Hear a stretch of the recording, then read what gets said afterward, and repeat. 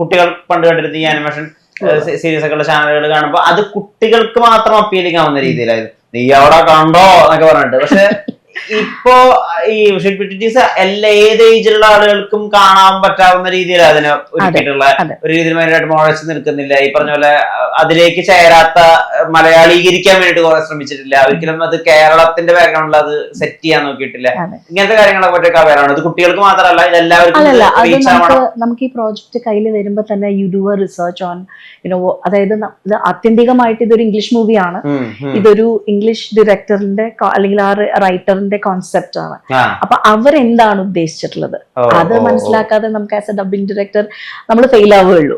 അപ്പം you do your research, you do your homework, so you try to understand what the movie is, who the targeted audiences. So obviously this is a murder mystery. പക്ഷെ എന്നിരുന്നാൽ പോലും അതൊരു family മൂവിയാണ് where കിഡ്സിനാണ് predominance ഉള്ളത്. പക്ഷെ എന്നാൽ അതിലെ ഗുണപാഠങ്ങളും അതിന്റെ ഡെപ്തും മനസ്സിലാക്കാൻ അഡൾട്ട്സിനാണ് പറ്റുക. സോ ഇറ്റ്സ് എ കംപ്ലീറ്റ് ഒരു ഫാമിലി എന്റർടൈനർ ആണ്. അതെ അതെ. ഇപ്പം ഈ ജസ്റ്റസ് എന്നുള്ള വാക്ക് പറഞ്ഞല്ലോ, അതിൽ നിന്ന് ഒരു കാര്യം കൂടെ ഞാൻ വിത്ത് യുവർ പെർമിഷൻ പറയണം. കാരണം വിഷ്ണുവിനറിയാം ഞാനൊരു 9 പേരുടെ ലിസ്റ്റ് വലിയ ലിസ്റ്റ്. ഞങ്ങൾക്ക് വേറൊരു സ്റ്റുഡിയോ ഫ്ലോർ ഉണ്ട്, അതിപ്പോ അണ്ടർ കൺസ്ട്രക്ഷൻ ആണ്. അതുകൊണ്ട് ഞങ്ങൾക്ക് 3 പേരെ ഉൾക്കൊള്ളിക്കാൻ പറ്റുള്ളൂ ഈ സംസാരം. എനിക്ക് ഇതെന്റെ ആദ്യത്തെ ഡബ് ഡിറക്ഷൻ ആണ്. ഞാൻ അതിനു മുമ്പ് ചെയ്തിട്ടില്ല. അപ്പോ എന്റെ ഭാഗ്യം കൂടെ ആയിട്ടാണ് ഞാൻ അതിനെ കാണുന്നത്. ഇത് ആമസോൺ പ്രൊമോട്ട് ചെയ്തതും പിന്നെ വർക്ക് നല്ലതായത് കൊണ്ട്. അല്ലെങ്കിൽ ഇപ്പൊ ബാക്ക്ലാഷ് അടിച്ചാലേ എന്തെന്ന് കാണിച്ചു വെച്ചേക്കണേ എന്നുള്ളതും നമ്മൾ ചോദിക്കുമല്ലോ.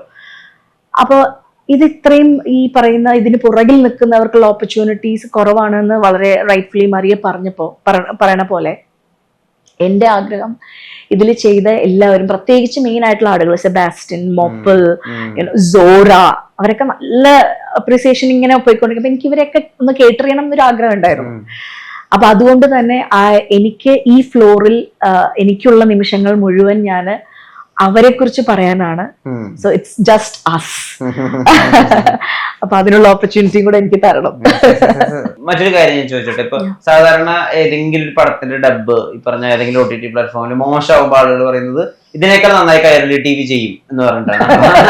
കൈരളി TV ആണ് പലപ്പോഴും ഡബിങ്ങിന്റെ ഒരു സ്റ്റാൻഡേർഡ് ആയിട്ട് ആളുകൾ പറയുന്നത്. അതായത് അത്രയും അവർക്ക് ചിലപ്പോൾ കുറഞ്ഞ സമയം കൊണ്ടായിരിക്കും അത് ചെയ്തിട്ടുണ്ടായിരിക്കും. അത് ഈ തമിഴ് സിനിമകൾ മലയാളീകരിക്കുമ്പോഴുള്ള പ്രശ്നങ്ങളുണ്ടായിരിക്കും. അപ്പൊ ഇപ്പോ ഡബിംഗ് ഇൻഡസ്ട്രി ആസിഫ് അതൊരു മൊത്തം ഇൻഡസ്ട്രി എന്നുള്ള രീതിയിൽ എത്രമാത്രം മാറിയിട്ടുണ്ട്.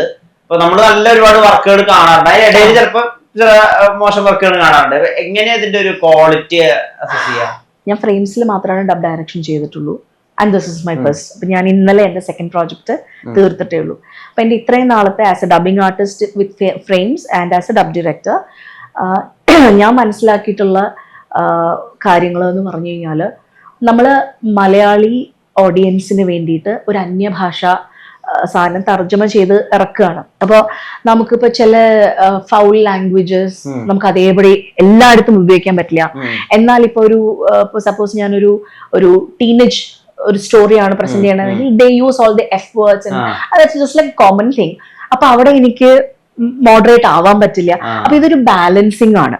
അപ്പൊ ഇത് ആരെയാണ് കേറ്റർ ചെയ്യണത്, എനിക്ക് എത്രത്തോളം എന്ത് കൊടുക്കാം എന്നുള്ള ഒരു അണ്ടർസ്റ്റാൻഡിങ് അത് സ്ക്രിപ്റ്റ് റൈറ്റർക്കും ഉണ്ടാവണം, ഡബ് ഡയറക്ടർക്കും ഉണ്ടാവണം. കാരണം നമ്മൾ പറയുന്നതാണല്ലോ ആർട്ടിസ്റ്റ് ചെയ്തു തരണത്.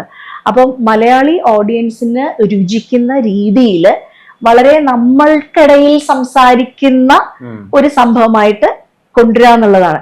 ഷീപ്പ് ഡിറ്റക്ടീവ്സിലേക്ക് വരുമ്പോൾ എനിക്ക് തോന്നിയിട്ടുള്ള മറ്റൊരു മൈലേജ് കിട്ടാൻ കാരണം എന്നെനിക്ക് തോന്നിയത്, ഇത് മനുഷ്യരുടെ മുഖങ്ങളെക്കാൾ കൂടുതൽ മൃഗങ്ങളാണ്. അപ്പൊ മൃഗങ്ങൾ മലയാളം സംസാരിക്കുന്നു എന്നുള്ള രീതിയിലും എടുക്കാം. ഇപ്പൊ വളരെ കുറച്ച് ഹ്യൂമൻ ബീയിങ്സ് ആണ് ആക്ടേഴ്സ് അതിലുള്ളത്. അപ്പൊ അവരെക്കാളും കൂടുതൽ കവറേജ് ഉള്ളത് മൃഗങ്ങൾക്കാവുമ്പോൾ ഒരു മലയാളി പ്രേക്ഷകൻ ഇരുന്ന് കാണുമ്പോൾ ആടുകൾ മലയാളം പറയുകയാണ്. So which is like an okay thing. മറ്റൊരു മൂവി അല്ലെങ്കിൽ ഒരു സാധനം എടുക്കുകയാണ്, ഫുൾ ആളുകളാണ്, അന്യഭാഷ ഫോറിനേഴ്സ് ആണ്, ഇംഗ്ലീഷുകാരാണ് എന്നുണ്ടെങ്കിൽ അതിന്റെ ഒരു നമുക്കൊരു എവിടെയെങ്കിലും ഒരു ഒന്ന് ചെകിടിച്ചെന്ന് വരാം. ഇതും അതൊരു മൈലേജ് ആയിട്ടാണ് ഞാൻ കാണുന്നത്. മൃഗങ്ങളാണല്ലോ, ലാംഗ്വേജ്.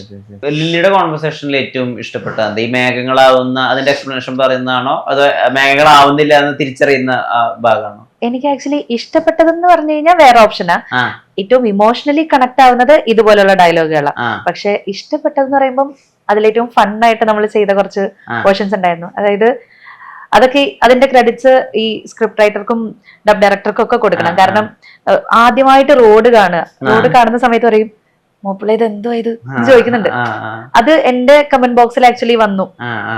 അവിടെ മലയാളം ഡബിങ് ചൂസ് ചെയ്തതിൽ എനിക്ക് ഹാപ്പി ആയി എന്നൊക്കെ ഒരു കമന്റ് ഞാൻ കണ്ടു. ബിക്കോസ് നമുക്ക് വേണമെങ്കിൽ മോപ്പിള എന്താണിത്, അല്ലെങ്കിൽ മോപ്പിള എന്താ ഇത്, അങ്ങനെയൊക്കെ വേണമെങ്കിൽ പല ഓപ്ഷൻസ്. മോപ്പിള എന്തോ ഇത്, നമ്മൾ കുറച്ചുകൂടെയും റീജിയണലായി കുറച്ചുകൂടെയും നമ്മുടെ ഇടയിലേക്ക് ഇറങ്ങി വന്നു. അത് കഴിഞ്ഞിട്ട് ഈ റോഡിന്റെ അപ്പുറത്ത് നിന്നിട്ട് സെബാസ്റ്റ്യൻ വിളിക്കുന്നുണ്ട് ലില്ലി എന്ന് വിളിക്കുമ്പോൾ ലില്ലി ചോദിക്കുന്നത് എന്താ അങ്ങനെ ആക്ച്വലി റെഫറൻസ് ഒന്നും നമ്മൾ കരുതിയിട്ടുണ്ടായിരുന്നില്ല. ബട്ട് എനിക്ക് ആക്ച്വലി കമന്റ് ബോക്സിൽ ഞാൻ ആ ക്ലിപ്പും ഞാൻ ആഡ് ചെയ്തിട്ടുണ്ടായിരുന്നു. അപ്പൊ അതില് കമന്റ് ബോക്സിൽ നമ്മുടെ മേക്കപ്പ് ആർട്ടിസ്റ്റ് ആയിട്ടുള്ള ജാൻമോണി ഒരാൾ വിളിക്കുമ്പോ എന്താടാ അപ്പൊ അങ്ങനത്തെ ഒരു റെഫറൻസ് അങ്ങനത്തെ മെൻഷൻ വന്നായിരുന്നു. സുരാജേട്ടന്റെ വന്നില്ല, ബട്ട് ഇത് വന്നായിരുന്നു. അപ്പൊ ഇതൊക്കെ ചെയ്തപ്പം ആ എന്തോ വെച്ചിട്ട് തന്നെ കുറെ കമന്റ്സ് വന്നിട്ടുണ്ടായിരുന്നു അത് അടിപൊളിയായിരുന്നു എന്ന് പറഞ്ഞിട്ട്. അപ്പം അങ്ങനത്തെ സാധനങ്ങൾ നമ്മള് മലയാളികൾ തന്നെ സംസാരിക്കുമ്പോൾ കാഷ്വൽ ആയിട്ട് പറയുന്ന രീതിയിൽ എങ്ങനെയാണോ നമ്മൾ ചെയ്യുക, അതൊക്കെയായിരുന്നു എനിക്ക് ഏറ്റവും ക്യാച്ചിങ് ആയിട്ട് തോന്നിയത്. ബിക്കോസ് അതാണ് നമ്മുടെ മലയാളം ഡബ് എന്ന് പറയുന്ന ഒരു ഓപ്ഷനെ കൂടുതൽ നല്ലതാക്കുന്നത്. കൂടുതൽ ആർട്ടിഫിഷ്യാലിറ്റി കുറച്ച് നമ്മളായിട്ട് തന്നെ കാഷ്വലി നമ്മൾ എങ്ങനെ സംസാരിക്കുന്നു അതിൽ കൂടുതൽ കൊടുക്കുമ്പോൾ ആളുകൾ അക്സെപ്റ്റ് ചെയ്യാനുള്ള ചാൻസ് കൂടും. ഈ മോപ്പിളിനെ കൊണ്ട് ഈ ക്യാരറ്റ് ഞാൻ ഇങ്ങനെ എടുക്കുക എന്നൊക്കെ പറയുന്നത് അത് ആ സമയത്ത് തോന്നിയ ഐഡിയ? ആ സമയത്ത് ഒന്ന് കഴിഞ്ഞിട്ട് അത് പിന്നെ ബേസിലായിരുന്നു. അതായത് അദ്ദേഹം ഇത്രയും ഇൻസ്റ്റാഗ്രാമിൽ ഫോളോവേഴ്സ് ഒക്കെ ഉള്ള നല്ലൊരു മിമിക്രി ആർട്ടിസ്റ്റ് ഒക്കെയാണ്. അപ്പം അത് ഞാൻ പറഞ്ഞത് അത്തരത്തിലുള്ള ആർട്ടിസ്റ്റിനെ നമുക്ക് കിട്ടുമ്പോൾ നമുക്ക് ഭയങ്കര റിലാക്സ്ഡ് ആണ് ജോബ്. നമ്മൾ ഉദ്ദേശിക്കുന്നതിനും ഒരുപടി മുകളിലാണ് ബേസിലൊക്കെ ചെയ്യണത്. അതുപോലെ തന്നെ ഇപ്പൊ ഞാൻ ആർട്ടിസ്റ്റിന്റെ കാര്യം പറയുകയാണെങ്കിൽ ഇപ്പൊ സോറ ഭയങ്കരമായിട്ട് ചർച്ച ചെയ്യപ്പെട്ട she would be probably in her mid-20s. പക്ഷെ ഒരു കൊച്ചുകുട്ടിക്ക് കൊടുത്തിരിക്കുന്നു. അത് വളരെ ഗംഭീരമായിട്ടുള്ള മോഡുലേഷൻസ് ആണ് ശ്രദ്ധ കൊടുത്തിരിക്കുന്നത്. പിന്നെ ആക്ച്വലി സർ റിച്ച്ഫീൽഡ് മറ്റൊരു എന്റെ ഫേവറേറ്റ് ആട്, എല്ലാവരും ഫേവറേറ്റ്സ് ആണ്. അപ്പൊ പുള്ളിക്ക് ഒരു പ്രത്യേകിച്ച് ഒരു തീരുമാനമൊന്നുമില്ല. പുള്ളി ആര് കൊലപാതകി. അപ്പൊ നമ്മൾ തന്നെ പറയും അജു അവിടെ കുറച്ച് ആടത്തം കൊടുക്കും. അപ്പൊ ആടിന്റെ സംഭവമൊക്കെ ആയിട്ട് നല്ല അങ്ങനെ ആടത്തം എന്നൊരു വേർഡ് തന്നെ നമ്മൾ ഡിറൈവ് ചെയ്തത് ഇതിലൂടെയാണല്ലോ. ഞാൻ ഇതിലൊരു കാര്യം ഇവിടെ ആഡ് ചെയ്തോട്ടെ. ഈ ചില എഫക്ട്സുകളുടെ കാര്യത്തിലൊക്കെ ഇപ്പം നമ്മൾ ഡയലോഗുകൾ പറയുന്ന സമയത്തും ചേച്ചി പറയും കുറച്ചുകൂടെ ആടത്തും, ചില എഫക്റ്റുകളൊക്കെ ഉണ്ട് ഈ ആടുകൾ ഇങ്ങനത്തെ സാധനങ്ങളൊക്കെ ഉണ്ട്. അങ്ങനത്തെ എഫക്റ്റുകൾ കാര്യങ്ങളൊക്കെ ശ്രദ്ധിച്ച് അതേപോലെ തന്നെ നമ്മള് ഇംഗ്ലീഷിൽ എങ്ങനെയാണോ അതിന്റെ ഒട്ടും സ്റ്റാൻഡേർഡും ക്വാളിറ്റിയും കുറയാതെ ചെയ്യാനായിട്ട് ഈ ആടത്തം എന്ന വാക്കിന് ഞങ്ങളുടെ ഡബിങ് ടൈമില് ഭയങ്കര പ്രസക്തിയായിരുന്നു.